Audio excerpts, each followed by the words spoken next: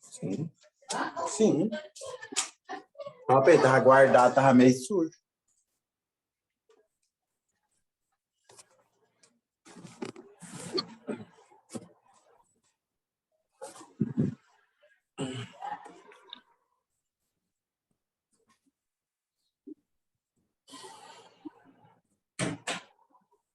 Desliga o ventilador, deixa só o ar.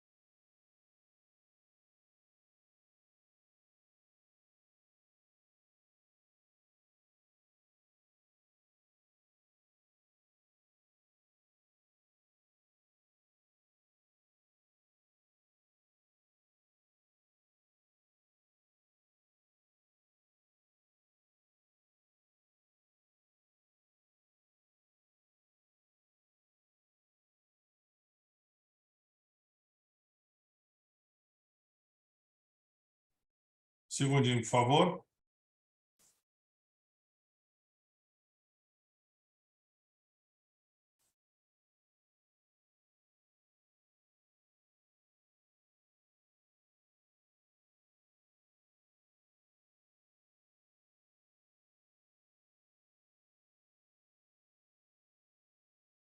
Olá, eu me chamo Patrícia Bertotto e sou atual presidente do IBAP-RS, o Instituto Brasileiro de Avaliações e Perícias do Rio Grande do Sul. Nosso instituto tem por princípios manter a qualidade de ensino e a promoção de conhecimento técnico nas áreas de avaliações e econômica, das perícias e arbitragens, da engenharia de segurança do trabalho, da arquitetura legal e áreas afins.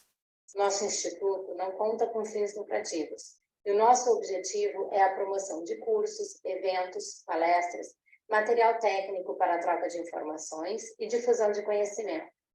Então, nada melhor do que estar aqui, trocando experiência. Venha fazer parte do IBAP e conte com a prática de quem entende de avaliações e perícias. Aos nossos associados, o meu muito obrigado. A quem ainda não se associou, junte-se a nós e venha fazer parte dessa família. Forte abraço e bons estudos. Essas foram as palavras da nossa presidente, Patrícia. Gostaria de passar para a engenheira Amanda o prazer de apresentar o nosso palestrante de hoje, falando sobre o seu currículo.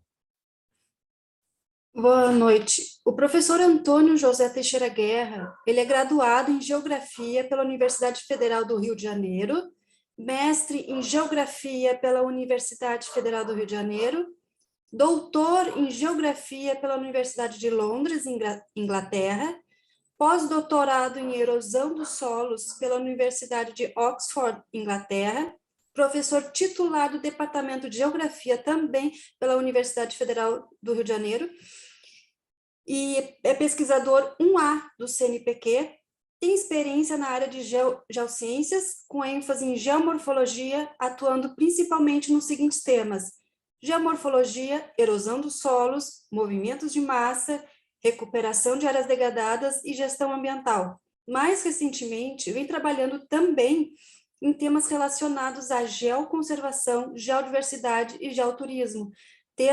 Temas esses que fazem parte de projetos de pesquisas desenvolvidos no âmbito do LAGESolos, que é o Laboratório de Geomorfologia Ambiental de Degradação dos Solos, que é coordenado hoje pelo Antônio José Teixeira Guerra. Passo a palavra para o professor Carlos Arantes. Bom, tenho o prazer agora de chamar o professor Antônio Guerra para proferir sua palestra, que vai nos enriquecer todos com informações, conhecimento, expertise. Aproveitem, tenham uma excelente noite. Professor doutor Antônio Guerra, a sala é sua. Muito obrigado, Arantes, muito obrigado, Amanda, pelo convite. É uma honra estar aqui. Obrigado a todos vocês que estão comigo essa noite. Pode colocar o primeiro slide, por favor?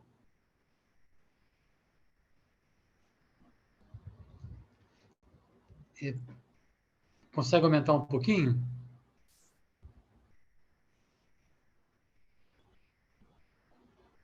Está excelente. Muito obrigado.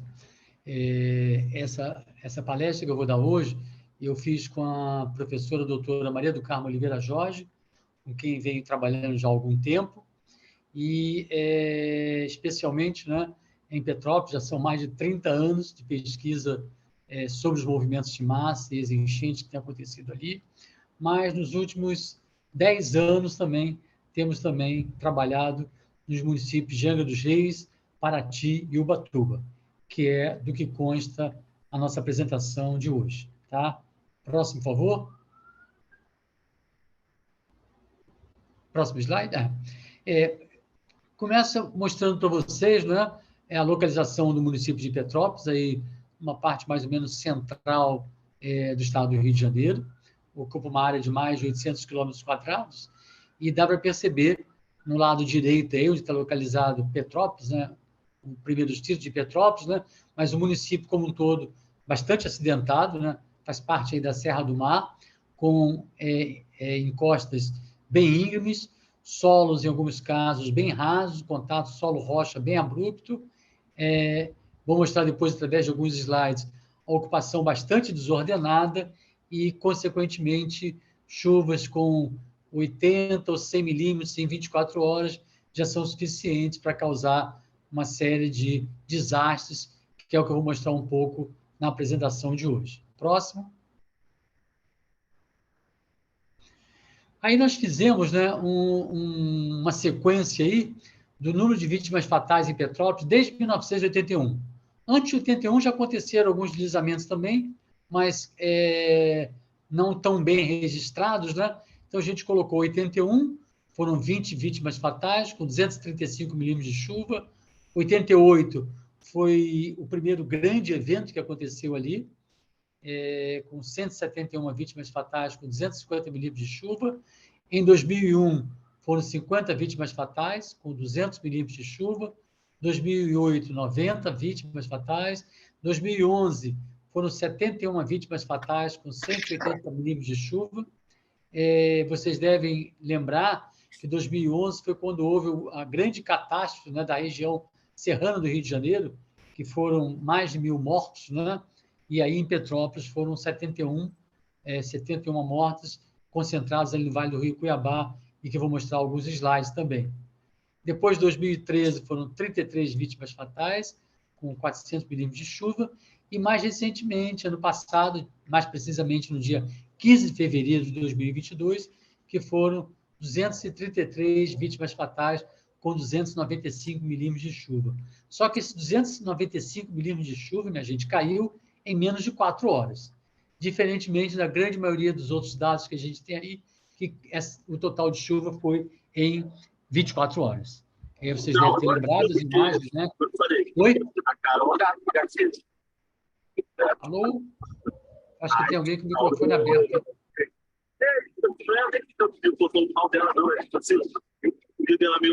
deu na renda, tem que ser uma renda mesmo, que ela é gasto. Também, né? Ficou na renda e do bolso, né? Não, na dinheiro. Senhores, por favor, mantenham os microfones desligados.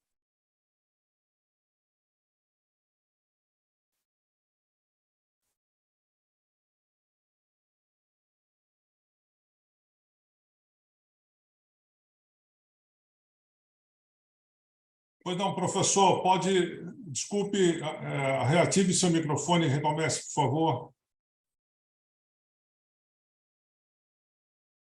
Está no mudo, professor?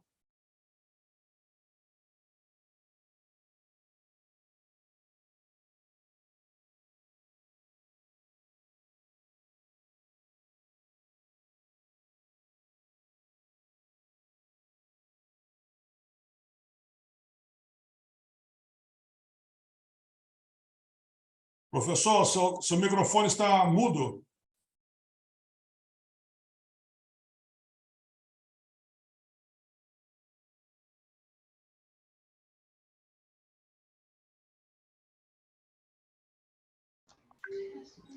Eu estou tentando... Está me ouvindo agora? Agora sim, professor.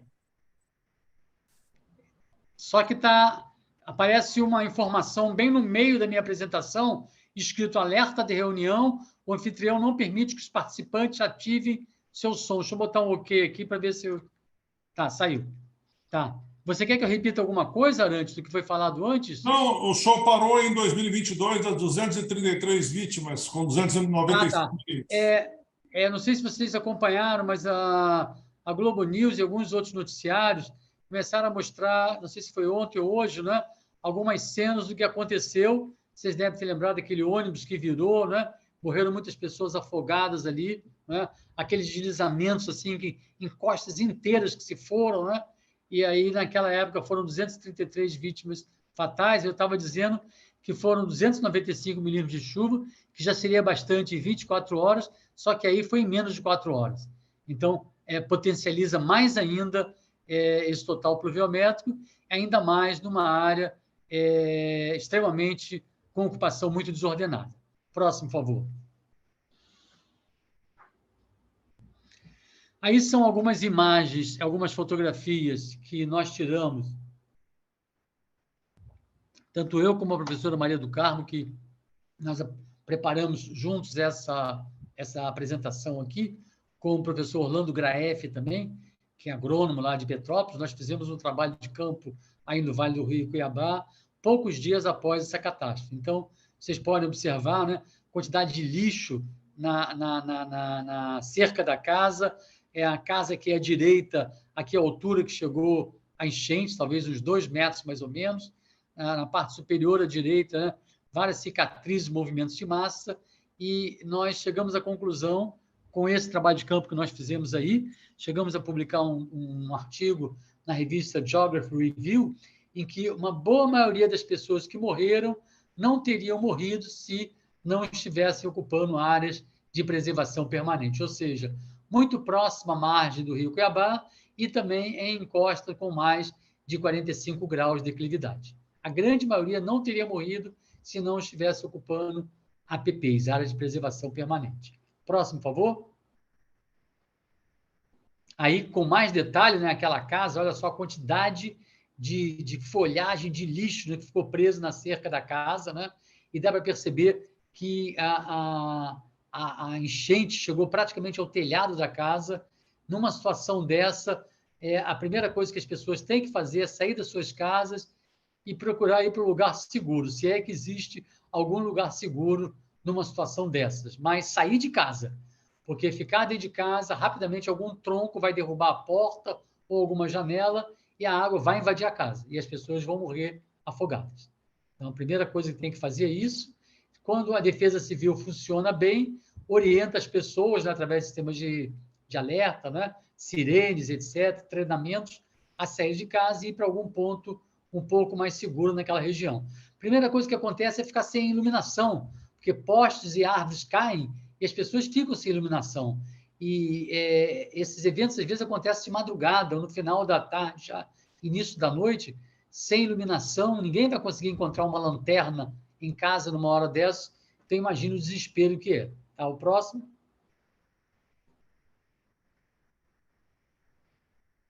Olha como ficou esse carro, também aí num dos terraços do Vale do Rio Cuiabá. Né? A gente já havia estudado essa região através de uma dissertação de mestrado, feita pela professora Rosângela Garrido Botelho, já tinha orientado alguns anos atrás, né? Ela já tinha apontado algumas áreas de risco para essa área aí. A Prefeitura de Petrópolis sempre recebe todos os nossos mapeamentos, todos os nossos perícias, todos os artigos que são publicados, mas a impressão que dá é que não dão tanta importância, porque é só haver uma chuva forte que mais pessoas vão morrer, mais danos materiais vão acontecer. Próximo. Olha só o que aconteceu. Na época, eu me lembro que a gente disse, está publicado na Geography Review, praticamente mudou a geomorfologia da área. Aonde tem essa pessoa ali, né, dá para ver ali servindo de escala, era um pequeno riachinho que passava ali, e essa parte mais esbranquiçada do lado esquerdo e do lado direito era solo que ocorria ali. E o riacho, essa parte mais escura, com um pouco de água correndo, e que tudo foi destruído com a força das enchentes que aconteceram aí, das enchentes e dos deslizamentos. Próximo. Novamente, uma outra situação que mostra uma grande quantidade de casas destruídas aí, localizadas na margem do Rio Cuiabá. Houve uma área em que mais de 10 pessoas morreram, que tinham 2 casas, e as casas foram totalmente destruídas, e a casa estava localizada praticamente na margem do Rio Cuiabá, não tinha aquele afastamento mínimo que deveria ter, né, como área de preservação permanente, e que, na grande maioria das vezes, as prefeituras do Brasil inteiro, e Petrópolis não fugiria à regra, não fiscalizam muito isso aí, e vão deixando como é que está, e rezando para que não aconteça uma chuva muito forte. E quando acontece, pessoas morrem. Tá? Próximo.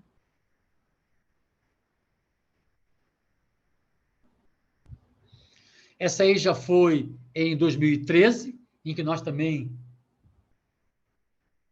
além de publicar em revista, como a Revista Brasileira de Geomorfologia, né, e várias outras, a gente tem publicado também na revista Geography Review, que é uma revista que admite muita fotografia colorida, e ela tem assim uma penetração muito maior, não só no meio acadêmico, mas no meio estudantil também, enquanto que as revistas, tipo Revista Brasileira de Geomorfologia, é mais no meio acadêmico. Então, você não tem uma penetração tão grande de público como quando você publica na Geography Review. E a gente publicou um trabalho sobre o que aconteceu em 2013, no bairro do Quitandinha, né, que é um bairro bastante conhecido aí em Petrópolis, e que nós tínhamos tido um convênio entre o Lagesolos, a Defesa Civil de Petrópolis e alguns colegas da engenharia aqui da UFRJ, tínhamos feito um mapeamento de risco para essa área aí, tínhamos entregado para a prefeitura, assim, de uma forma simples que os técnicos pudessem entender, né? Não é uma linguagem tão hermética como a linguagem científica, e a impressão que nós temos é que nada foi feito. E aí, essa casa rosa aí no canto esquerdo superior, eu cheguei a fotografar, essas fotografias foi eu que tirei, né, num trabalho de campo que eu fiz poucos dias depois, e alguns dias depois também essa casa desmoronou, porque não tinha uma estrutura de fundação, de sustentação muito grande. E quando começa a acontecer esses deslizamentos, a primeira coisa que a gente vê são esses canos de PVC que começam a aparecer ali. Para quem está nos assistindo, a grande maioria dessas casas não tem rede de esgoto, não tem galeria pluvial, as pessoas põem um cano de PVC de 10 centímetros de diâmetro para dentro do solo e acham que está resolvido o problema. Pelo contrário, ela está cada vez mais colocando água para dentro do solo, aumentando bastante o que nós chamamos de umidade antecedente do solo, com água e com esgoto. E aí, quando vem uma chuva um pouco mais forte, um pouco mais concentrada, as casas são levadas, né? Não tem uma sustentação muito grande. Vocês podem ver que tem uma coluninha de nada do lado direito ali. Eu não sou engenheiro, não, mas eu não construiria uma casa desse jeito. Aí mesmo. Obrigado, Arete. Aí mesmo. Olha o tamanho da coluna. Do outro lado também devia haver talvez no meio. E lá atrás também é isso que está sustentando, que estava sustentando essa casa aí. Tá? Essa outra direita também praticamente um barraco, né? Que dá para ver o tijolo embolsado, parede rachada também. Poucos dias depois também essa casa foi destruída. Também o que acontece, que a gente vê muito, é a população procurando não pagar água. A empresa de água, lá, Águas do Imperador, conecta canos flexíveis, né, de borracha, mangueiras, né, direto às nascentes, só que acontece o seguinte, com o tempo resseca muito, tem muito vazamento dessas mangueiras aí, e o solo fica muito encharcado também. Para fugir ao pagamento, já não tem rede de esgoto, para fugir ao pagamento do abastecimento de água, são centenas de canos conectados às nascentes que vão para as casas. E esses canos, às vezes, passam pelo meio da rua também. Então, carros passam ali por cima, quando tem rua, pessoas passam por cima. Tem muito vazamento nesses canos, então o solo está sempre muito encharcado. Próximo, por favor. Olha também, eu não sei nem se poderia chamar de sustentação, né? Coloca muito saco de pedra embaixo, aquele saco de areia com cimento, né? E joga ali para baixo da casa, coloca as vigas, as colunas, né? Mas a sustentação dessas casas também não é muito boa. Né? Essa, no caso, resistiu, mas muitas delas acabam não resistindo, especialmente quando o solo é levado e a casa vai junto com ela. Todas essas fotos foram tiradas em março de 2013, quando aconteceu um episódio de chuva mais intenso, está naquele gráfico ali, temporal, né? Onde 33 pessoas morreram aí. Próximo. Olha como ficou essa casa.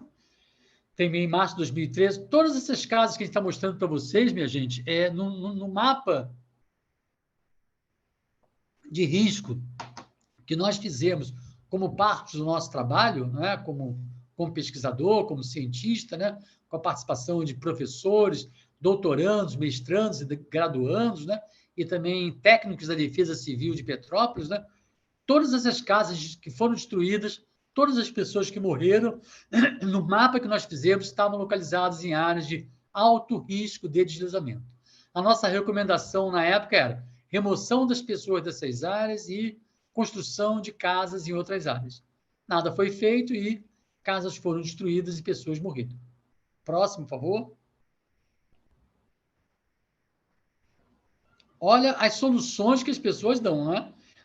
Aí também, uma casa também com autoconstrução, né? Escadas feitas com blocos de pedra. Aqui no canto à direita, né? Um pouco à esquerda desse cano preto de água aí, tem uma pequena, um pouquinho mais para a esquerda, certo? Um pouquinho mais para a esquerda. A população dá um jeito, né? Ela constrói uma área para convergir a água, para a água sair daquela área ali. Na maioria das vezes, a prefeitura não dá muita assistência, essas pessoas não pagam, muitas delas não pagam IPTU, né? E a prefeitura, às vezes, acha que se ela estiver dando alguma assistência, vai estar legitimando uma ocupação desordenada. Mas, não fazendo nada também, ela tem uma parcela de responsabilidade, porque pessoas morrem quando acontecem esses eventos de maior intensidade. Próximo, por favor.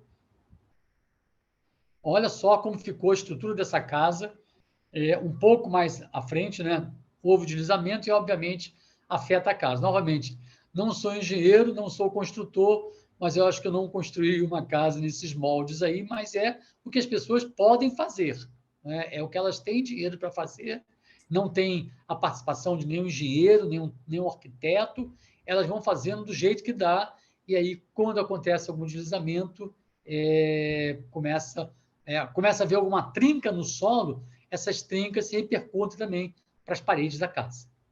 E muitas vezes também, quando eles começam a cavar para poder fazer alguma mínima fundação, encontram um matacão, algum bloco rochoso e pensam, aqui é seguro, porque aqui tem rocha, mas aí é um matacão de meio metro de largura por meio metro de comprimento e não é um afloramento rochoso, então não apresenta grande sustentação, e se aquele matacão ceder um pouco, a casa vai junto, que é o que acontece muitas vezes. Próximo, por favor. Mais uma situação, olha só, a declividade muito acentuada. Como eu disse a vocês, eu sempre levo a bússola de geóloga, a bússola Brunton, e essa casa específica, essa encosta que vocês estão vendo aí, tinha quase 50 graus de declividade, ou seja, acima dos 45 graus permitidos para a construção. Acima de 45 já é considerado área de preservação permanente. Então, é muito comum a gente encontrar cicatrizes de deslizamento em áreas com até quase 60 graus de declividade. Contando, ninguém acredita. Como é que se consegue construir uma casa, levar cimento, brita, areia, ferro, portas, janelas, tijolo, blocos, etc., né? Numa declividade dessa em que não tem rua, não tem nada. Como é que consegue transportar isso para construir essas casas aí? Mas consegue. Próximo, por favor. Outra característica também muito séria, se vocês verem ali, a distância entre a casa e o talude, né? Tem uma espécie de um cano branco ali no meio, essa setinha aí, dá menos de 1 metro isso aí. Porque, como é autoconstrução, não são máquinas que são utilizadas, é tudo na pá, na enxada, na picareta. Geralmente, a própria família que constrói no fim de semana, porque trabalha durante a semana, ela faz o corte mínimo do talude para poder fazer uma superfície para construir uma casa. E aí, se esse talude ceder um pouco, ele vai derrubar essa parede que está ali bastante próxima do talude. Houve uma casa que a gente visitou uma vez que o matacão saiu da encosta, entrou dentro da sala e o morador deixou ali, porque ele não tinha como tirar aquele matacão. Ficou um grande matacão no meio da sala da pessoa. Quebrou a parede, foi para a sala, aquela adaptação do brasileiro, ele ajeitou daqui e dali e fez como se fosse uma mesa, mais ou menos. Não era uma mesa. Né? A gente via que aquilo ali era um grande matacão. Felizmente, não chegou a derrubar a casa dele. Tá? Próximo. Nessa casa aí, minha gente, foi a família inteira, uma família inteira. Era uma casa, acredite se quiser, era uma casa de 3 andares. Vocês estão vendo só o teto aí, só a laje com uma caixa d'água, talvez seja uma caixa d'água de 1.000 litros, né? E a casa inteira foi soterrada. Foram 7, 8 pessoas que morreram aí. Novamente, março de 2013, aí no Quitandinha, foi uma área muito concentrada e que no nosso mapeamento de risco ficou com aquela cor vermelha, né? Que era uma área de altíssimo risco a deslizamento. E a prefeitura recebeu esse mapeamento aí com todas as nossas explicações. E eu tenho certeza que recebeu, porque eu mandava por correio com aquele aviso de recebimento, alguém assinou lá e eu recebi o cartãozinho em casa. Então, eles receberam. Eles mandavam todo o relatório com mapeamento e mandava também, naquela época, era um CD, um DVD, uma coisa assim, né? Já tem uns 15 anos isso aí, e eles receberam isso aí. Tá? Quer dizer, isso foi em 2013, há 10 anos atrás, mas eles receberam o trabalho que nós fizemos em, talvez, 1999, 2000, não, desculpa, 2007, 2008, 2009, por aí. Alguns anos antes de acontecer isso aí. Tá? Próximo.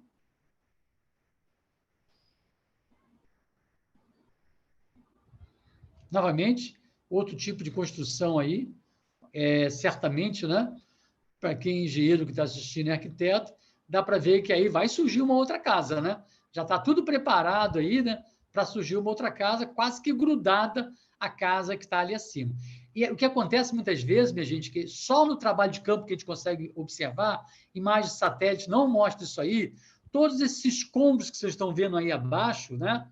Dá para apontar aí, Arantes, por favor? Tudo que vocês estão vendo, essas rochas, esses escombros aí, tudo isso aí já é resto da obra da casa que está um pouco mais a montante. Então, a pessoa faz a casa, joga para baixo, quem vem depois começa a cavar buracos ali para fazer as suas, colocar as suas vigas, as suas fundações e constrói em cima de uma área muito instável, que é tipo, eu chamaria quase que um talude de aterro, né? E aí a pessoa constrói ali, por cima de resto de obra da casa que está um pouco mais acima. Próximo. Olha a ocupação como isso fez parte de uma série de trabalhos de campo que a gente fez. Né? É um bairro de Petrópolis, do Quitandinha, que as ruas têm nome de estados, no caso é a Rua Minas Gerais. Nós fizemos uma série de... aplicamos uma série de questionários aí, fizemos grandes planilhas, né? Onde nós medimos a declividade, medimos o percentual de cobertura vegetal, percentual aproximado de construção, se havia rede de esgoto ou não, galeria pluvial. Foi uma grande planilha que a gente fez e, a partir daí, a gente, então, apontou algumas áreas de risco para poder ver se ela conseguia corresponder aos mapas que nós fizemos usando o geoprocessamento. Tem uma correspondência bem razoável, eu diria que de mais de 80%. Próximo. Esse foi um dos mapas que a gente fez, mapa de risco de enchente, né, como eu disse. Aí pega, então, o bairro do Quitandinha, né? Essas áreas esverdeadas aí são áreas mais elevadas, né? Então, consequentemente, o risco baixo de enchente, né? Mas as áreas mais avermelhadas, onde vocês veem alguns rios passando aí, são as áreas de convergência de fluxo mais baixas, onde o risco de enchente é muito maior. E aí nós elencamos algumas variáveis, como declividade, contato solo-rocha, abrupto ou não, percentual de cobertura vegetal, também percentual de área construída, uma série de variáveis, utilizando o geoprocessamento para fazer um mapa simples a princípio, mas não havia nada. Então, esse foi um mapa de risco de enchente. O próximo, por favor. No próximo, vocês vão ver que o anterior parece um negativo, né? Que o próximo, que era risco de área de enchente, o que está em vermelho agora aí são essas áreas mais elevadas e declividade mais acentuadas, que são, então, mapas de risco de deslizamento. E as áreas que eram áreas de alto risco de enchente estão verdinhas aí, porque são áreas que o risco de deslizamento é praticamente zero. Não é? Então, eu me lembro que a primeira vez que eu fui a Petrópolis, assim, que voltei, não a primeira vez como pesquisador, eu já tinha ido muitas vezes como turista, mas como pesquisador, assim que eu voltei do doutorado na Inglaterra, eu fui com um grupo de alunos e visitamos a Secretaria Municipal de Obras. Na época não tinha uma Secretaria Municipal de Meio Ambiente em Petrópolis. E eu me lembro que o coordenador, ou o secretário, lembro o nome dele, Marcelo Iliesco, ele era, inclusive, professor da COP, na UFRJ, ele me disse o seguinte: professor, Petrópolis não tem área que não seja de risco. É alto, médio ou baixo. Praticamente quase que o município inteiro tem algum tipo de risco. E à medida que eu comecei a trabalhar e comecei a frequentar demais, fazer muito trabalho de campo, muitas análises processadas no laboratório, muito geoprocessamento, centenas de idas, tanto levando alunos, como também em convênios que a gente fez com a Secretaria Estadual de Meio Ambiente, uma época, e com apoio da Defesa Civil de Petrópolis, que nós fizemos dezenas de vistorias aí. Fica muito difícil, para quem não tem experiência, passando para vocês, alguns têm, outros têm menos, fazer vistoria nessas áreas aí, se não tiver alguém da Defesa Civil do seu lado ajudando. Você se perde um pouco, são muitas servidões que existem, né? E por mais que você tenha um bom GPS, mapeamentos, etc., sem contar também que o pessoal da Defesa Civil conhece as pessoas dessas comunidades. Imagina quando a gente fazia vistoria nessas áreas, que era véspera de eleição e moradores pensavam que a gente estava pedindo voto ali, como a maioria dos candidatos a vereador vão só nessas épocas. A gente falava, não sou candidato a vereador, sou professor da UFRJ, esses aqui são meus alunos, meus colegas, a gente não está aqui para pedir voto de ninguém. E aí começa a fazer cobranças em cima do pesquisador que está ali. A gente falava, a gente está aqui para poder entender o que está acontecendo aqui, diagnosticar e também tentar fazer algum prognóstico. Esses mapas foram prognósticos, né, que são mapas de risco, mas que, como eu disse a vocês, a prefeitura não levou em consideração os nossos mapeamentos, porque senão 33 pessoas não teriam morrido em 2013 e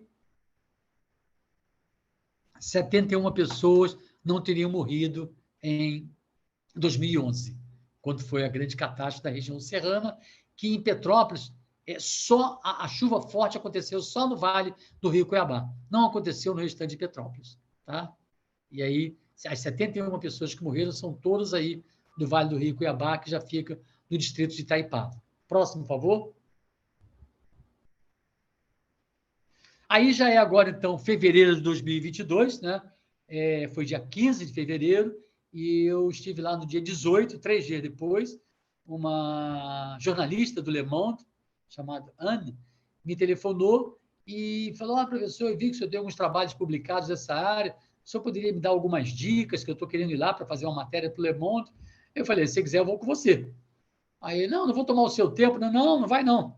Eu estava querendo ir lá, e ela passou aqui em casa, me pegou, nós fomos, tem que estacionar o carro aí pelo centro da cidade, andar tudo a pé, tinham só 3 dias, e quando a gente foi, tinha, não sei, 80 ou 90 pessoas mortas, não tinham sido todas as pessoas encontradas, mas acabou sendo um total de 233 mortos. Alguns dias depois, não sei se vocês se lembram, houve mais um evento chuvoso e mais umas 4 ou 5 pessoas morreram. E eu posso afirmar para vocês, minha gente, porque eu já voltei lá depois, tem muita obra ali que eu costumo chamar de obra de maquiagem urbana.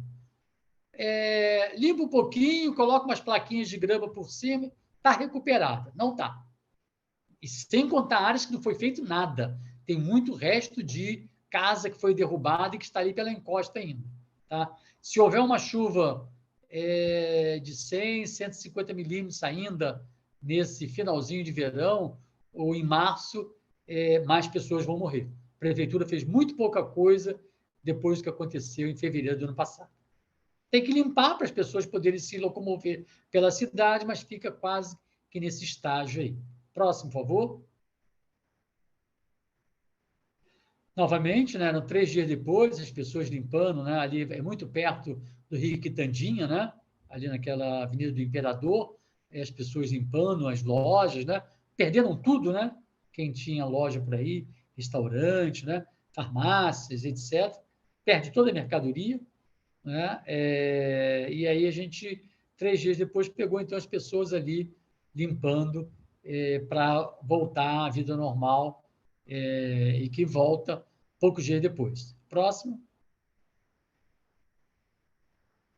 Aí, o que a gente conversou, né, foi interessante, porque eu estava mais preocupado com a questão do meio físico, né, o impacto causado às pessoas, mas também quais os fatores do meio físico que causaram, e essa jornalista estava mais preocupada em entrevistar pessoas, e eu também já trabalhei um pouco como repórter, quando eu fiz meu doutorado lá em Londres, trabalhei na BBC de Londres durante 1 ano, né?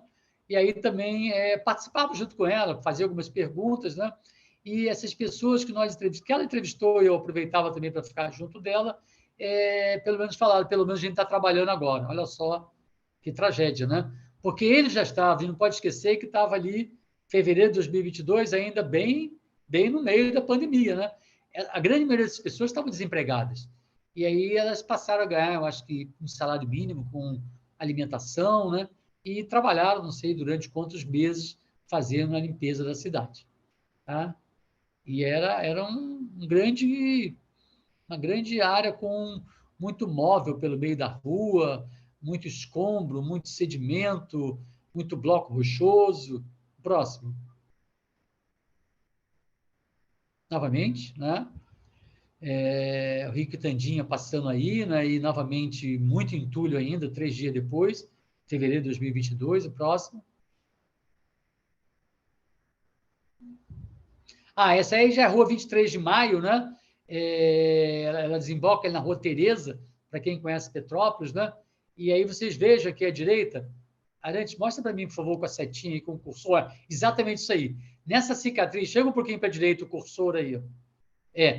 Nessa cicatriz foi uma casa que a encosta deslizou e a casa veio junto, né? E algumas pessoas morreram aí. E aí eu cheguei bem próximo dela, medi com a bússola de geólogo, 52 graus de declividade. Ou seja, não era para ter nenhuma casa construída ali. E aquela que está um pouco mais acima, se não é 52, é muito próximo. Ela não caiu, mas pode vir a cair numa próxima evento chuvoso muito forte. Tá? Próximo, por favor.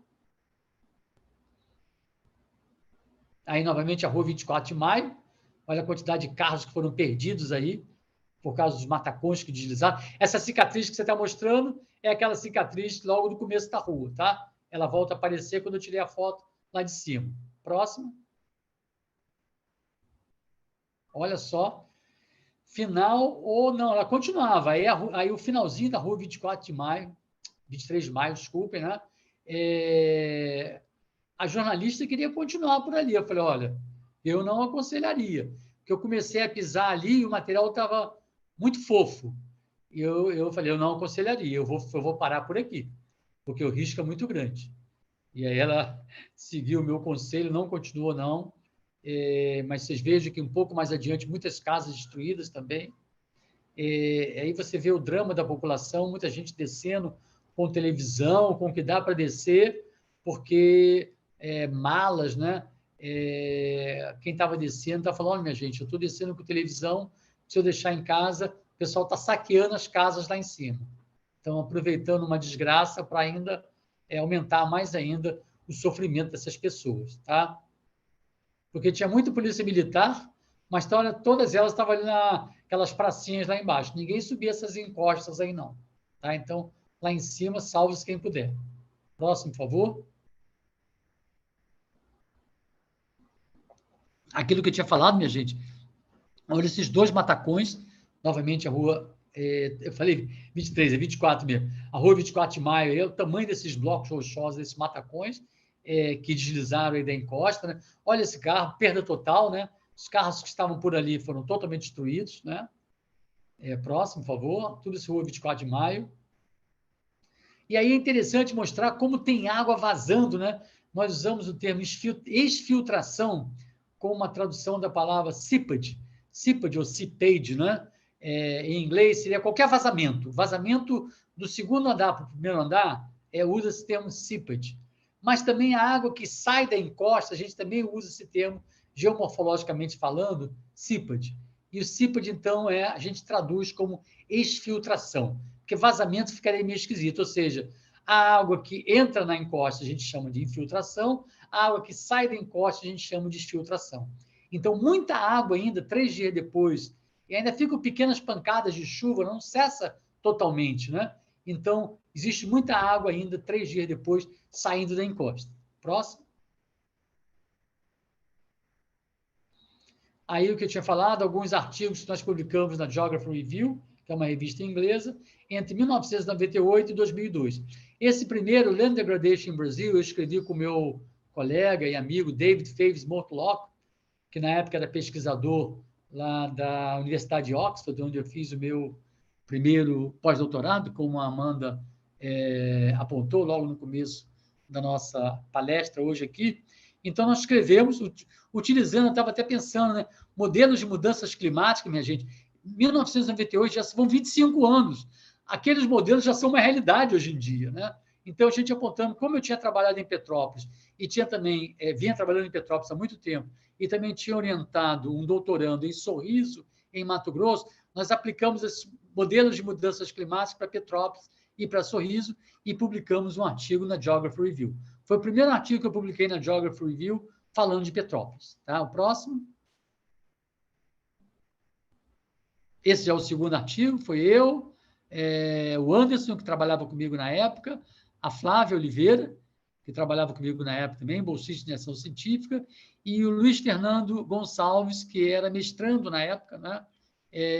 Morava em Petrópolis, né?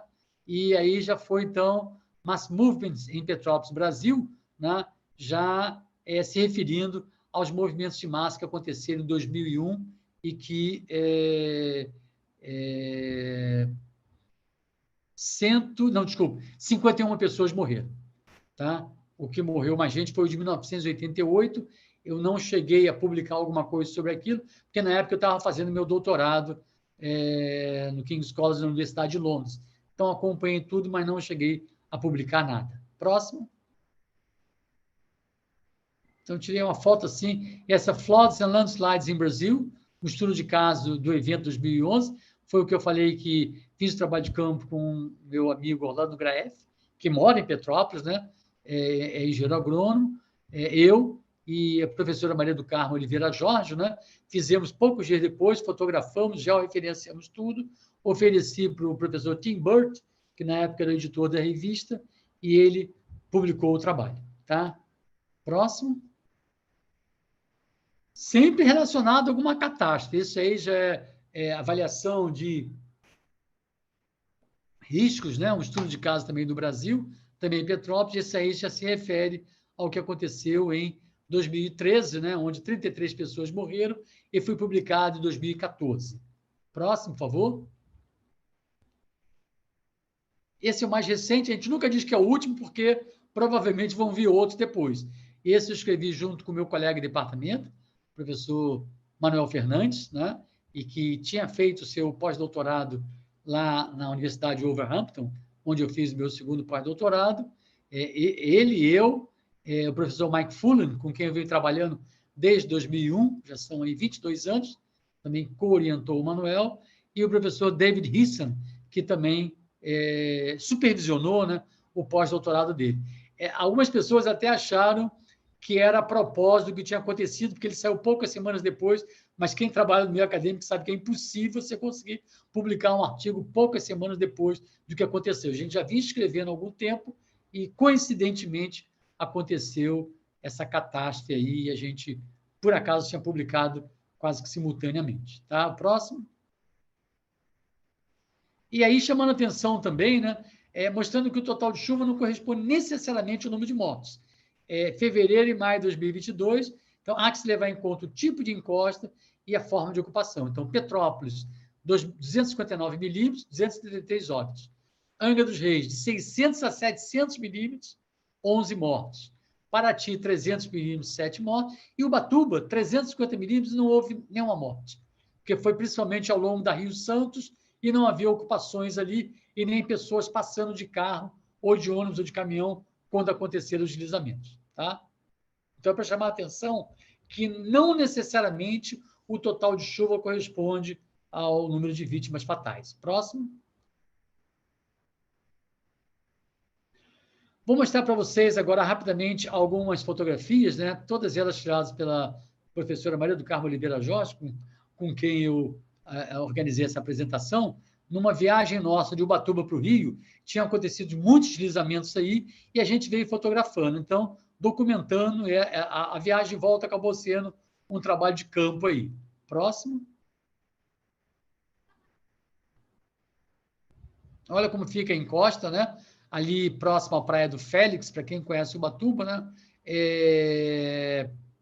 Material desliza, o DENIT geralmente limpa um pouco a estrada, coloca às vezes uns blocos de concreto, vocês vão ver alguns aí, mas a recuperação definitiva, a última vez que eu passei foi agora em comecinho de janeiro de 2023, onde tinha passado lá alguns dias, e a situação está praticamente muito parecida com a de 8, 9 meses atrás.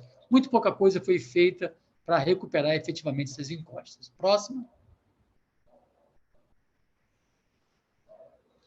Aí também, Arantes, mostra para mim, por favor, essa capinha de cimento aí. A gente acredite se quiser, isso aí eles chamam, é isso aí. Eles chamam de recuperação de área degradada. Deve ter uma capinha de uns 5 centímetros, mais ou menos, joga por cima da encosta aquilo ali e acha que está recuperado.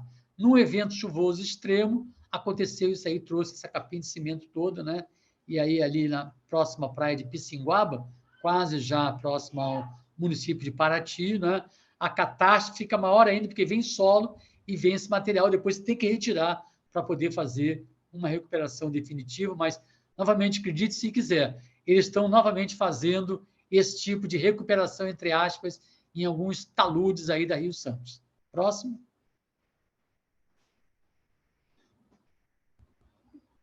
Aí também era uma recuperação, está aí o trecho da BR-101, né? Maria do Carmo até chamou a atenção, o trecho... tinha sido feito algum tipo de retaludamento aí, de terraceamento, mas esse tipo de prática de recuperação ele necessita de manutenção constante. Se você não faz uma manutenção constante, pode acontecer isso que aconteceu aí. Então, próximo. Novamente, você vê que já está, inclusive, aflorando a rocha matriz aí, isso mesmo, por onde está passando o cursor aí. Os solos não são solos muito profundos aí, são solos muito rasos, às vezes menos de 1 metro de profundidade, e aí, quando acontece um evento desse, a rocha matriz aflora. Próximo.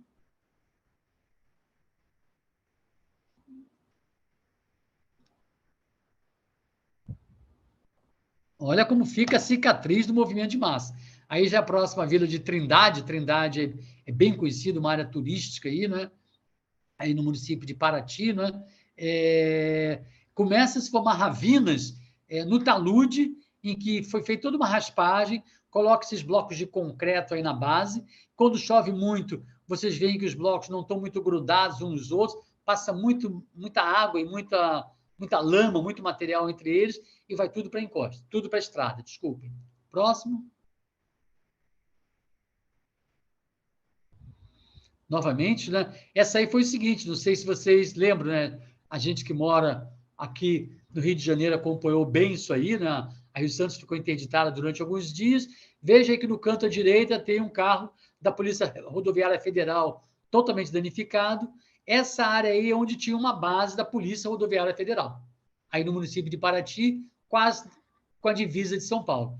Felizmente, os policiais saíram um pouco antes. Se eles estivessem dentro do prédio, são aquelas, parece umas grandes casas ali, que eles ficam ali, né? Se eles estivessem ali, eles teriam morrido, porque foi totalmente destruído. O carro que ficou ali foi destruído também. Então, essa era uma base aí da Polícia Rodoviária Federal no município de Paraty, do lado direito de quem está indo em direção a Ubatuba, né, em direção a São Paulo. O talude deslizou, destruiu totalmente. Eles não começaram a reconstruir ainda essa base da Polícia Rodoviária Federal ainda, e já está fazendo praticamente um ano que ela foi destruída. Próximo, por favor. Novamente, Ravinas, né?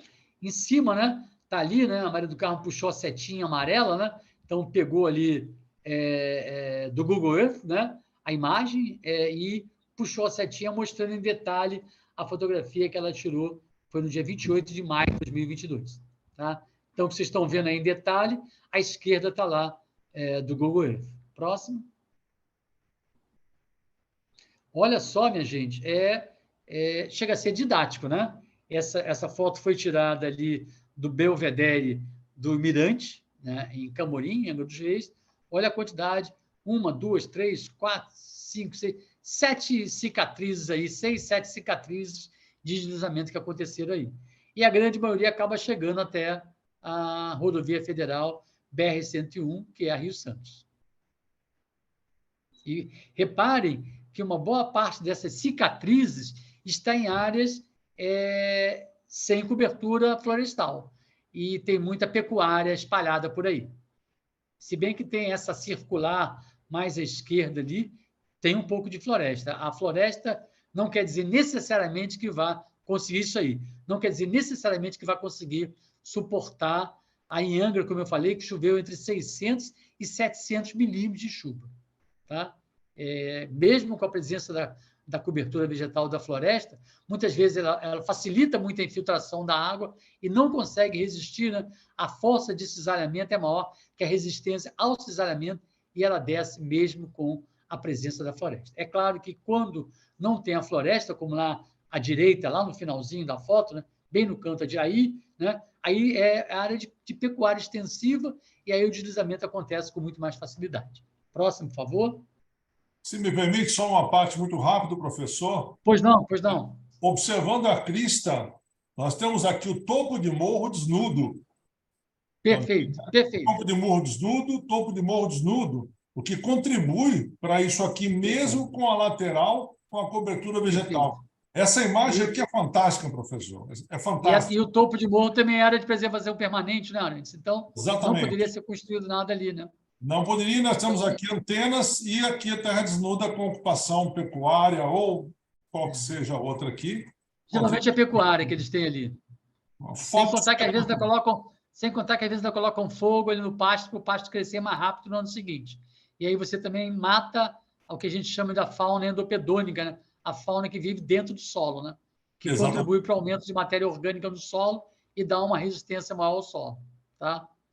Próximo, por favor. Obrigado pela tua observação. Olha, outras cicatrizes aí. Também aí já é Monsuaba, né? Vocês reparam que a gente está vindo de Ubatuba em direção ao Rio de Janeiro. Então, começou lá em Ubatuba, várias partes de Ubatuba, né? Já pegamos ali em Trindade também. Agora já estamos em Angra dos Reis. Olha o tamanho dessas cicatrizes aí. E esse material, minha gente, chegou diretamente a Rio Santos.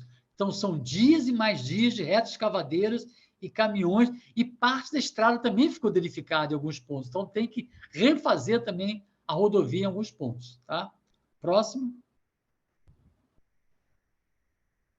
Olha o tamanho dessa cicatriz aí, também em Monsuaba, em Angra dos Reis. Olha o tamanho dela. E vocês reparem que esse esbranquiçado que está aí já é o regolito, já é a rocha podre, que não tem muita coesão, né? E ela desliza com muita facilidade, né? Ela não tem praticamente plasticidade nenhuma, né? E ela também desliza com muita facilidade. Próximo, por favor. Novamente, aquilo que eu tinha falado, olha lá, ó, aquela capinha de cimento que foi utilizada já em Monsuaba, né? E eles colocam esses blocos aí de concreto, né? Não deve ter, mal passa 1 metro de altura, e tinha alguns pontos, né? Nessa a gente vê agora em 5 ou 6 de janeiro, né? E já tinha pontos que a lama já estava passando por cima desse material aí, tá? Não chegamos a fotografar, mas ele resiste a um certo ponto. Se você não recuperar o que está acima, ele vai descendo pela própria gravidade e, a partir de um certo ponto, ele começa a passar por cima desses blocos de concreto. Próximo. Olha o tamanho dos matacões, aí já em Mangaratiba, né? Matacões muito grandes, algumas toneladas, que descem junto com a matriz do solo também. Já estou chegando ao finalzinho já. Próximo. Novamente, ó, solo muito raso, aí já em Conceição de Jacareí, também no município de Mangaratiba, né, já no estado do Rio de Janeiro, deslizou o solo todo, né, e a rocha com todas as suas fraturas aflorando aí. Próximo. Muito obrigado, minha gente. Desculpe aquele pequeno contratempo no começo, mas quem mora no Rio de Janeiro sabe, choveu, dá problema na internet, dá problema de luz, dá problema, tudo que vocês podem imaginar. Espero que vocês tenham gostado. Estou à disposição se alguém tiver alguma pergunta. Uma excelente apresentação, professor. Muito obrigado por distribuir seus conhecimentos para todos os ouvintes. Eu, particularmente, trabalho na área ambiental, sou engenheiro agrônomo, fico muito contente de ver um trabalho sendo feito nessa área e vejo a questão de fragilidade de solo e justamente comprovando aquela questão da falta de proteção ao solo, tá? Facilitando todos esses danos, não só patrimoniais, como ambientais e principalmente de vidas humanas. Inúmeras fotos apresentadas nesses seus inúmeros trabalhos, ficou muito claro um perfil de solo muito raso, logo chegando à rocha-mãe, onde normalmente nós vimos acontecer o efeito Pippin, né? Formação de um bolsão de água entre a terra e a rocha, e o deslizamento, escorregamento dessa massa de terra aí é fenomenal, é insegurável, criando palavras assim, né? Insegurável, fantástico. Tem razão, meu amigo, tem razão, é isso mesmo. Que a água infiltra com uma certa facilidade, encontra essa rocha muito próximo da superfície e ela começa a escoar em subsuperfície, né? Cria um plano de cisalhamento, né? Por onde o solo vai escoar, que está acima, né? Às vezes o solo tem menos de meio metro de profundidade. Em vários locais aí foi muito fácil de visualizar, outros com um pouquinho mais de 1 metro, de toda forma, solos rasos. Combina-se a declividade, o volume hídrico, sem proteção vegetal desse solo, o impacto das águas diretamente nesse solo, o escorregamento e esses danos, essas catástrofes, isso são iminentes. Bom, nós vamos abrir as perguntas e eu vou começar provocando aqui, porque o professor mostrou para a gente inúmeras construções em área de preservação permanente, com alguns com gatos de energia, uma grande parte com gatos de água, mas observamos também algumas ligações padrão de energia, o que a gente talvez possa entender o que acontece na minha região, que não é tão declivosa, aliás, não é declivosa, é que existe um interesse do governo municipal em regularização, um interesse mais político do que técnico, né? E que acaba se fechando os olhos para a fiscalização. e permitindo a construção, em especial nessas áreas de preservação permanente. O professor mostrou os riscos, mostrou os prejuízos e mostrou as perdas de vida. Professor, alguma consideração adicional com relação a essas construções irregulares em área de preservação permanente, zona urbana? Que eu costumo dizer, véspera de eleição, quem quer invadir alguma área e construir, tem até apoio de vereador. É só deixar os meses que antecedem que vai fazer o que quiser ali. E eu me lembro que uma época, alguém da prefeitura, alguns anos atrás, disse que estava usando imagens de satélite para detectar a área de invasão. Eu falei, minha gente, não precisa nem mais satélite. O funcionário, indo da casa dele para o local de trabalho, ele já vê essas invasões todas.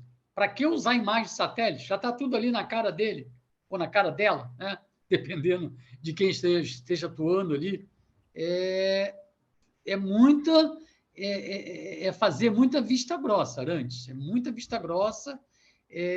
Às vezes não quer se indispor, às vezes quem fez a campanha política do prefeito, de alguns vereadores, tem interesse imobiliário na região. Eu me lembro, foi bom você ter feito essa pergunta, porque quando a gente fez o mapa de risco e que entregamos para a prefeitura em 2010 ou 2011, e depois houve aquela catástrofe em 2013, município menor, né, não é tão pequeno assim, hoje em dia deve estar com uns 300 mil habitantes, na época devia ter uns 220 mil, é mais fácil você ter acesso aos secretários municipais, às vezes até ao próprio prefeito, que num município como o Rio de Janeiro, com mais de 6 milhões de habitantes. Mas a gente teve uma reunião lá, acho que foi o secretário de Meio Ambiente, e o mapa estava pronto. E eu me lembro que eu perguntei, quando é que vocês vão disponibilizar esse mapa para a população de Petrópolis? E o secretário falou, eu tenho certeza, professor, que se eu morasse aqui, o senhor não gostaria que o mapa fosse disponibilizado apontando que a sua casa está numa área de alto risco de deslizamento. Não, eu gostaria de saber. Ah, não, mas você vai desvalorizar o mercado imobiliário aqui da região, eu sinto muito, a gente não vai disponibilizar esse mapa, não. A frustração que minha e dos alunos na época, maior ainda, né? Tive aluno até que falou que ia disponibilizar, eu falei, não faça uma coisa dessa, porque você vai me comprometer, porque eu era o coordenador do projeto. E aí o mapa não foi disponibilizado, as pessoas perderam suas casas, suas vidas, e não sabiam que elas estavam em áreas de alto risco de deslizamento. O mapa não foi disponibilizado. Então, a própria prefeitura procurando tapar o sol com a peneira, não se preocupando, porque era, né, um trabalho de qualidade feito por pesquisadores, como eu disse, doutorandos, mestrandos, deu origem a monografias, dissertações de mestrado, teses de doutorados, capítulos de livro, uma série de trabalhos foram publicados, muitos mapeamentos, né, ao custo praticamente zero, porque esses mapeamentos eram feitos na UFRJ, os laboratórios eram os laboratórios que a gente trabalha normalmente, e foi uma experiência muito rica, porque ao mesmo tempo que a gente estava aprofundando os conhecimentos na área geomorfológica, a gente também, ao mesmo tempo, estava aplicando, né? Porque a população deveria ter acesso àquilo ali. A prefeitura teve, a Defesa Civil teve, mas a população não teve acesso. Porque foi um trabalho de pesquisa básica e, ao mesmo tempo, aplicado. Porque a gente estava produzindo conhecimento, mas também aplicando aquele conhecimento que eu vejo como sendo dois pilares importantes das universidades, né? Trabalho de formação, 3 pilares, formação de recursos humanos, produção de conhecimento científico e trabalho de extensão também. Esse poderia ser, os mapeamentos que a gente fez poderiam estar enquadrados como uma área de extensão da universidade. A gente teve produção de conhecimento, teve formação de recursos humanos, porque graduandos, mestrandos e doutorandos se formaram, mas trabalho de extensão, a prefeitura, na época, não permitiu que esse trabalho fosse divulgado. Uma pena, trabalhos fundamentais que facilitariam, inclusive, o planejamento da própria cidade dentro de uma condição de saúde e sem risco de vida para seus munícipes. É impressionante. Amanda, está com a gente aí? Temos perguntas? Conseguiu identificar a pergunta no chat? Sim. Uma pergunta aqui do Pedro Henrique. Existe a possibilidade de recuperação dessas áreas com geotestes da própria região? Tá. Mais alguma coisa? A pergunta é só essa? É só essa, é o do Pedro, da Ele é Universidade da Estadual do Universidade do Vale Vale. do Acaraú, né? Isso. Tá. Tem sim, Pedro. Inclusive, a gente sempre indica que o ideal é usar materiais da própria região, porque você não demanda importação de outras áreas, né? Às vezes, alguns troncos mesmo que foram derrubados, né? Você pode cortar esses troncos, fazer terracetes, né? Plantar algumas espécies de mata atlântica aí. É difícil você recuperar áreas com técnicas de bioengenharia quando envolve muito afloramento rochoso, porque aí não tem solo. Quando não tem solo, fica um pouco mais complicado. Mas quando você tem solo, a gente sempre indica mais a recuperação com técnicas de bioengenharia. Elas são geralmente mais baratas, elas certamente são mais sustentáveis, né? E elas dão uma resistência boa ao material que é recuperado. A gente recuperou uma área, eu participei de um projeto para recuperar uma área que foi uma área que foi passado um gasômetro de Duque de Caxias, no Rio de Janeiro, para Petrópolis, né? Para abastecer, acho que principalmente postos de gasolina. Eu não sei se tem gás de rua lá nas casas, principalmente postos de gasolina, e aí eles saem destruindo tudo, né? Para passar um duto de, sei lá, meio metro, corta 5 metros de um lado, 5 metros do outro e destrói tudo. E aí o que a gente fez foi eu, como geógrafo, uma colega engenheira florestal e outro colega engenheiro agrônomo, essa equipe de 3, né? Nós recuperamos utilizando uma boa parte do material que tinha sido destruído durante a passagem do duto. E, obviamente, também tem que comprar algumas mudas, né? Bambus, etc. Mas uma boa parte do material que a gente utilizou foi material que tinha sido derrubado pela própria empresa que tinha feito a passagem do gasoduto ali. Então, havendo possibilidade, a gente sempre indica que seja utilizado. Muito bom, obrigada. O Jorge pergunta, nos eventos ocorridos em Petrópolis, algumas áreas que também não foram ocupadas tiveram movimentos de massa. Nesse sentido, além do fator deflagrador da ocupação, as características das encostas são mais explicativas nesses casos? Excelente pergunta, já perguntou e já respondeu praticamente. Facilita muito para quem está recebendo essa pergunta. Muito boa pergunta. Porque foi como eu disse antes, em algumas circunstâncias, onde você tem muita cobertura vegetal, também pode filtrar muita água ali, né? E aí, consequentemente, ela pode ajudar a deflagrar esse movimento. Mas, na grande maioria das vezes, né, a ocupação desordenada e as construções eu não sei se dá para responsabilizar essas pessoas, porque elas não têm conhecimento técnico científico e não têm recurso financeiro. Então, faz do jeito que for possível, né? O Rafael Davi, que eu já vi que está assistindo aqui, né? Grande amigo, a gente vem trabalhando na GESOLO já há muito tempo. Eu orientei o doutorado dele, ele é arquiteto, professor lá da Faculdade de Arquitetura e Urbanismo da FAO, da UFRJ. E quando a gente fez uma série de vistorias ali, me lembro que ele falava, eu tenho que trazer meus alunos da arquitetura aqui, porque eles acham que resolve tudo na tela do computador usando o AutoCAD. Porque a forma como a pessoa constrói quando não tem um conhecimento técnico-científico, acha que se fizer vigas com uma espessura muito grande de concreto, ela vai estar dando uma resistência maior. E muitas vezes ela está causando uma sobrecarga na encosta e ela pode acelerar, inclusive, o processo de movimento de massa. Então, a pergunta é muito boa e a gente tem que levar em consideração que também, quando você tem áreas de convergência de fluxos, são áreas onde também a concentração desses fluxos pode ajudar a detonar esses processos catastróficos aí. Por isso que eu distingo nas minhas aulas, em minhas palestras, nos artigos que eu publico, capítulos de livro, processo erosivo de processo de movimento de massa. Enquanto o processo de movimento de massa, o próprio nome diz, é um processo coletivo gravitacional, né? E é um grande volume rapidamente, né? Geralmente acontece mais em áreas urbanas, a erosão do solo está mais associada a áreas rurais e é um processo muito mais gradativo, consequentemente, a erosão dos solos raramente causa mortes e os movimentos de massa são mais comuns para poder causar mortes, especialmente quando acontecem em áreas urbanas, como é o caso de Petrópolis. Obrigado pela pergunta, excelente. Muito bom, professor. O Marcelo Costa pergunta, Faço mestrado em Geografia e estudo vulnerabilidade socioambiental no município de Rio Claro, Rio de Janeiro. Então, Como entusiasta no uso de SIG para colaborar com o ordenamento e reordenamento no território, fico me questionando o que podemos fazer para que nossas pesquisas tenham maior credibilidade pelo poder público. Poderia comentar um pouco sobre isso? excelente pergunta, Marcelo, muito boa. Não sei se você faz com a gente lá na UFRJ, ou se faz na UERJ ou na UF, mas realmente você tem razão. Por mais que a gente encaminhe esses trabalhos para as prefeituras, a impressão que dá é que eles não estão muito preocupados em encarar, eu acho que essa seria a melhor palavra, encarar a realidade do seu município. Então, é o que eu costumo dizer, se puder levantar o tapete e jogar o lixo para baixo do tapete, é o que a grande maioria das prefeituras fazem.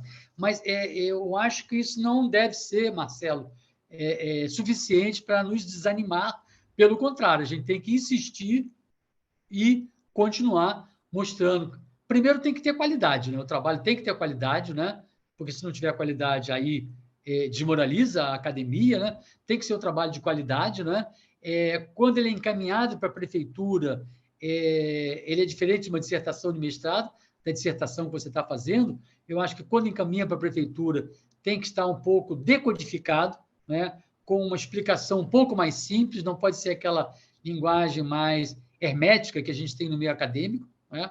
Fica difícil deles entenderem, mas se você conseguir decodificar e mostrar de uma forma mais simples, com muitos mapas, né? Mapas também ajudam a explicar melhor o que você está colocando ali nas tabelas, nas análises que você fez em laboratório, né? Ele é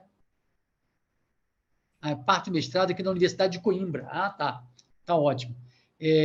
Então, Unesp de Rio Claro e parte em Coimbra, tá?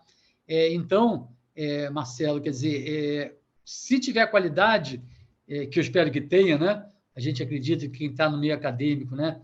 Tanto os alunos como os professores têm qualidade profissional, né? Um primeiro ponto de partida para que as prefeituras possam confiar no nosso trabalho e, em confiando, elas não vão se arrepender, porque esse trabalho de qualidade a prefeitura vai sair ganhando, mas não só a prefeitura, especialmente a população que mora naquele município. Um número muito menor de mortes. Numa catástrofe dessa que aconteceu dia 15 de fevereiro, minha gente, por mais bem ocupado, por mais bem organizado, né, a organização do território estivesse ali, por mais que as encostas estivessem protegidas, vocês viram que foram encostas inteiras que desceram, né? Algumas pessoas teriam morrido ali, mas não teriam morrido 233 pessoas. Talvez um número muito menor se a prefeitura tivesse preocupação e não permitisse, porque uma vez que vocês imaginem, né? Todos vocês que estão assistindo, a grande maioria, devem morar em alguma cidade brasileira, alguma área urbanizada. Depois que o bairro está consolidado, é muito mais difícil você remover aquelas pessoas ali do que quando elas começam a construir, você já impedir a construção. Uma vez o bairro consolidado, vem pressão de ONG, vem pressão de Ministério Público, vem pressão da imprensa, da população como um todo, né? Então, é muito mais difícil que você já impedir a construção logo no começo, especialmente se aquela área for uma área de preservação permanente, ou se ou o mundo acadêmico, ou a consultoria ambiental, as entidades privadas também tiverem feito mapas de risco, mostrando que aquela área é uma área de um risco muito acentuado. E aí, então, a prefeitura tem elementos para mostrar.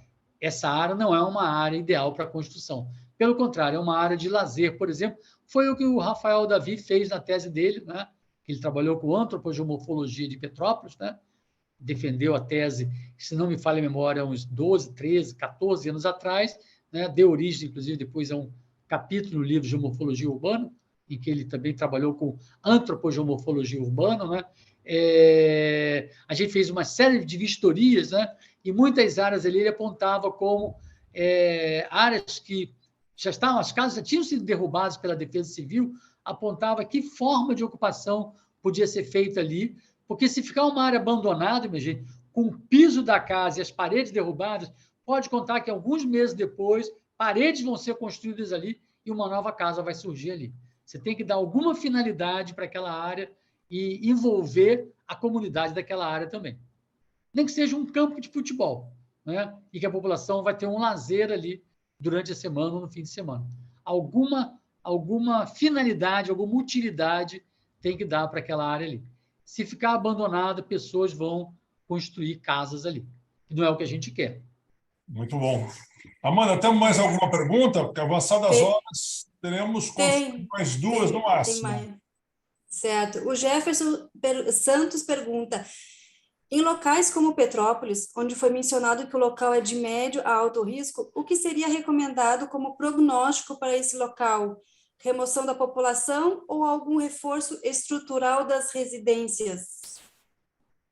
Excelente pergunta. É sempre um problema, né? Sério, né? Tem áreas que o risco é o risco iminente, que vai acontecer, a gente sabe que vai acontecer deslizamento, é melhor fazer remoção.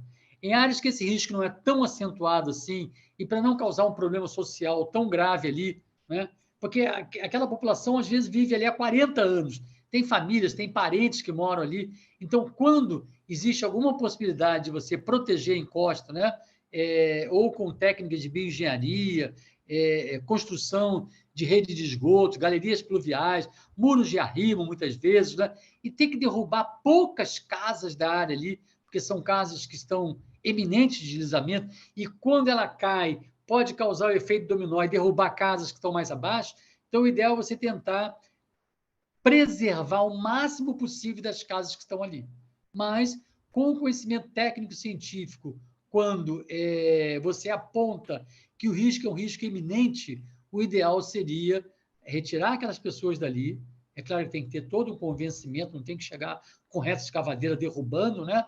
E também oferecer uma moradia para aquela família poder morar de forma digna, o ideal o mais próximo possível de onde morava antes, mas às vezes não tem mais território, não tem mais espaço, uma outra área que seja uma área segura e que o risco seja muito menor de haver deslizamento ou de haver enchente também. Muito obrigada, professor. O Adelson pergunta: após todos esses eventos ocorridos nessas regiões, já existe algum plano em andamento para recuperar essas áreas? Olha, alguns planos existem muito pontuais, né? Mas não assim um trabalho que seja para todo o município e que você vá atuando gradativamente, entende? Existem alguns planos que são muito pontuais, alguma coisa é feita, mas tem uma mestranda que passou agora, né, Jimena, ela mora em Petrópolis, ela é do Rio, mas ela mora lá, trabalha lá e vai fazer a dissertação dela, começa agora em março, né, a assistir a disciplinas, né? Pelo que ela mostrou aí, pelo que a gente já conversou no projeto dela e pelo que ela tem me falado e tem me mandado algumas fotos, é o que eu chamei antes de maquiagem urbana, né? Põe umas plaquinhas de grama, planta uma árvorezinha ali, um coqueiro, uma coisa assim, faz alguma inauguração, convida algumas pessoas e acha que a situação está resolvida ali. Tem que ser, como alguém já falou antes, tem que ser muito estrutural isso aí. Não pode ser... Com maquiagem urbana, você não consegue resolver. Às vezes, uma chuva de 70, 80 milímetros vai destruir todos aqueles milhares de reais que foram gastos para poder recuperar, entre aspas, aquela encosta ali. E o ideal é sempre, onde aconteceram os deslizamentos, minha gente, e casas foram destruídas e pessoas morreram, não deixar construir ali. Porque existe o que a gente chama de recorrência. Existe uma probabilidade alta de voltar a acontecer um deslizamento onde já aconteceu antes. E quem chega depois diz assim, olha só que beleza, um terreno limpinho para eu construir minha casa ali, né? E algumas pessoas morreram onde está esse terreno limpinho ali. Então, o ideal é a prefeitura não deixar construir. Não deixar construir é dar uma outra finalidade para aquela área. Construir uma área de lazer, uma praça, alguma coisa assim, não é? Ou às vezes delimitar mesmo aquela área, fazer algum tipo de plantio ali, né? Para que novas casas não venham a ser construídas ali. Muito obrigada, professor Arantes. Posso? Sim. Bom, Tá. Professor, em nome do Instituto Brasileiro de Avaliações e Perícias do Rio Grande do Sul, gostaria de agradecer a sua presença. A nossa presidente manda uma mensagem parabenizando a sua Agradeço. excelente palestra. A minha agradou, particularmente agradou demais. Trabalho Eu que na agradeço. área ambiental e foi excelente. As ilustrações riquíssimas, informações riquíssimas e uma quantidade muito grande de técnicos, e que a palestra serviu de alerta para que nós mantenhamos a nossa voz ativa, sempre apresentando problemas que existem de risco para a sociedade. Esse é um papel fundamental, e não só do pesquisador universitário, do professor universitário, como de todos os profissionais que atuam nas áreas técnicas. Professor, o senhor gostaria de dizer últimas palavras para esse grupo tão especial que esteve com a gente aí essas horas? Vou dizer assim, mas vou aproveitar para responder a pergunta de um doutorando meu, que eu vi aqui, o Jorge Marques, né? Que é uma pessoa que eu me dou muito bem, já venho trabalhando com ele há algum tempo. Deixa eu ver o que ele colocou aqui. Bom, ele colocou aqui, eu estava vendo, relacionado à falta de conhecimento, né? De geologia, está aqui, né? Jorge Marques pergunta: cada vez mais vemos mais movimentos de massa em diversas áreas, como ocupações, rodovias, entre outras. Na sua percepção, a falta de compreensão sobre geologia e geomorfologia, especialmente na construção de tais obras, torna cada vez mais comum tais eventos? A falta total de conhecimento de geologia e geomorfologia faz com que isso possa acontecer. Então, te agradeço a pergunta. E também aproveito, eu tinha falado aqui na Jimena, né, que acabou de passar no mestrado, ela mora lá, mandou a pergunta às 20h19, ela coloca aqui, ó, no dia 15 de fevereiro, quarta-feira, fará um ano da catástrofe de Petrópolis, 2022. No momento, chove muito aqui em Petrópolis, a população fica tensa e um ano depois ainda não acabaram as obras na cidade. Quer dizer, uma pessoa que mora lá e que é geógrafa, principalmente na periferia. Geralmente, a periferia é sempre mais abandonada, né? Muitas pessoas voltaram para suas casas em área de risco. Na maioria das vezes, contam com a ajuda do céu, pois, por falta de informação, acredito que é culpa unicamente das chuvas intensas. Te agradeço a contribuição, Jimena.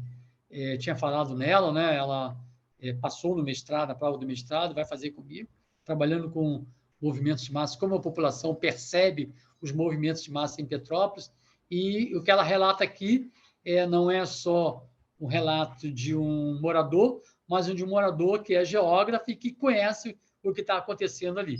E aí mostra o abandono quase que total da prefeitura. Hoje são 13, né? Daqui a 2 dias, como ela disse, quarta-feira vai fazer um ano, né? E muito pouca coisa foi feita. E, pior ainda, as pessoas voltam para suas casas, tem aquele aluguel social e tal. Eu visitei algumas escolas, ninguém vai querer ficar morando na escola o tempo todo, e a escola precisa funcionar como escola, né? Então, o que ela está dizendo aí, que pessoas estão voltando para as suas residências em áreas de risco e, certamente, novos deslizamentos podem acontecer e mais pessoas podem morrer. Então, a minha palavra final, que fica aí, né? Agradecer novamente a você, Arantes, ao IBAP do Rio Grande do Sul, a Amanda, que manteve os primeiros contatos comigo, e a todos que estão com a gente hoje aqui. É a nossa responsabilidade, né, enquanto profissional, de procurar trabalhar da melhor forma possível para a gente que trabalha em universidade, e dar a melhor forma possível de formação para graduandos, mestrandos, doutorandos e pós-doutorandos também, né? E tentar convencer as prefeituras de que o que a gente está fazendo ali não é trabalho de baixa qualidade, trabalho de melhor qualidade. E quando as prefeituras seguem o que a gente pesquisou, quem sai ganhando é a população do município. E agradecer mais uma vez a paciência de vocês ter ficado comigo aqui até às 8h34 da noite. Excelente, professor. Restaram 13 perguntas, nós vamos enviar ao senhor por WhatsApp. Por favor, me envie que eu respondo a elas. Isso, havendo disponibilidade, o senhor responde ou por escrito ou um áudio para a gente. Nós vamos postar num grupo que estão todas essas pessoas que estiveram assistindo com a gente, que se inscreveram para essa brilhante palestra. Ok, professor? Obrigado, Arantes. Eu agradeço ao senhor, espero contar com seus conhecimentos numa próxima eventualidade. Tá? Pode contar Nosso comigo. instituto fica de portas abertas também para o senhor, com os nossos associados, e desejo a todos que aqui estiveram, agradecendo inicialmente por estar com a gente desde o começo, ouvindo essa brilhante palestra, prestigiando o professor Dr. Antônio Guerra. Agradeço a vocês a atenção, ao carinho, o prazer de tê-los conosco. Fiquem com Deus, um excelente descanso, uma excelente noite com seus familiares e nos vemos numa próxima oportunidade. Muito obrigado. Obrigado a você, meu amigo. Obrigado a vocês que estão conosco aqui também. Grande abraço. Passa a todos.